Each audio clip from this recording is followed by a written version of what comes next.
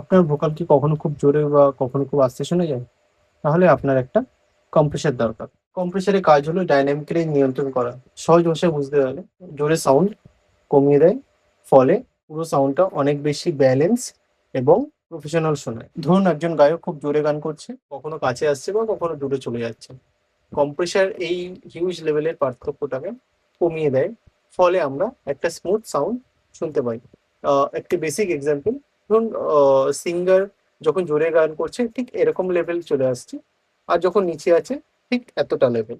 এই লেভেলটা আর এই লেভেলটার দূরত্বটা কম্প্রেসার কমিয়ে দেয়, ফলে যারা অডিয়েন্স আছে তারা একটি স্মুথ এবং ব্যালেন্স সাউন্ড শুনতে পায়। তবে একটি বিশেষ গুরুত্বপূর্ণ ব্যাপার হলো কম্প্রেসার আমরা সাধারণত খুব বেশি ইউজ করলে সাউন্ডের ন্যাচারালিটি বা নিজস্বত্বটা চলে যেতে পারে। তো আমরা কম্প্রেসারের threshold, attack, ratio, release basically আমরা ভালো করে জানলে আমরা কম্প্রেসার ভালোভাবে ইউজ করতে পারবো। পরের ভিডিওতে আমরা দেখব থ্রেশহোল্ড, রেশিও, অ্যাটাক, রিলিজ কিভাবে কাজ করে।